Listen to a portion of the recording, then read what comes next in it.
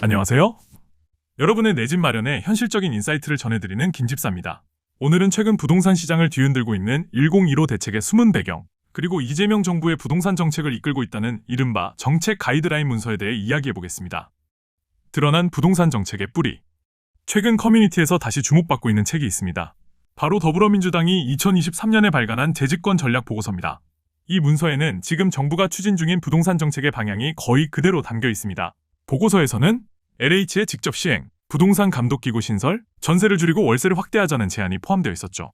이 내용들은 지금까지의 627, 97, 1015 대책에서 모두 현실화되고 있습니다. 전세대출 실거주 의무, 전세 낀 매매 금지, 광범위한 토지거래 허가구역 지정까지 결국 전세에서 월세로 전환이라는 흐름이 이미 본격화된 셈입니다. 실제로 서울 아파트 평균 월세는 올해 1월 134만 원에서 9개월 만에 144만 원으로 상승했습니다. 이는 정책의 방향이 시장에도 그대로 반영되고 있다는 증거입니다. 아직 남은 카드 보유세 강화와 전월세 허가제. 이 보고서에는 아직 실현되지 않은 두 가지 정책도 언급되어 있습니다. 보유세 인상.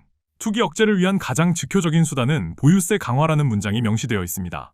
따라서 내년 총선 이후에는 실제 보유세 인상이 추진될 가능성이 높습니다. 전월세 허가제. 정부의 허가를 받아야만 임대를 놓을 수 있는 제도로 현재의 전월세 신고제를 면허제 수준으로 강화하는 방안입니다. 만약 현실화된다면 임대시장의 구조 자체가 크게 달라질 수 있습니다. 긍정적인 효과. 이런 정책 방향의 긍정적인 측면도 있습니다. 부동산 시장의 과열과 투기 수요를 억제해 집값 급등을 완화할 수 있고, 감독기구 도입을 통해 시장 투명성을 높일 수 있습니다. 전세 사기나 갭 투자 같은 위험 거래를 줄여 세입자 보호에도 기여할 수 있죠. 보유세 강화로 다주택자의 매물 유도 효과가 기대되기도 합니다. 부정적인 파장도 만만치 않다. 실수요자의 진입 장벽이 높아집니다. 전세 대출 규제와 LTV 축소로 청년 신혼부부가 집을 사는 게 더 어려워졌죠. 임대료 상승 압력이 커질 가능성도 있습니다. 보유세가 오르면 집주인은 세금을 임차인에게 전가하려 할 것이고, 전월세 허가제가 시행되면 공급 자체가 위축될 수 있습니다. 결과적으로 현금 부자만 유리한 시장이 되는 구조적 양극화가 심화될 우려가 있습니다. 김집사의 현실 조언. 장기 주거 계획을 세워라.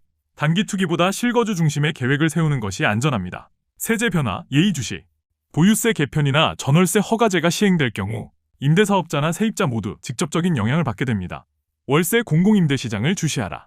정부가 월세 전환을 유도하는 만큼 공공임대 확대와 청년 전세보증 상품 개편이 뒤따를 가능성이 있습니다. 1015 대책은 단순한 규제 조치가 아니라 이재명 정부의 부동산 철학이 본격적으로 드러난 첫 단계로 보입니다. 핵심은 명확합니다.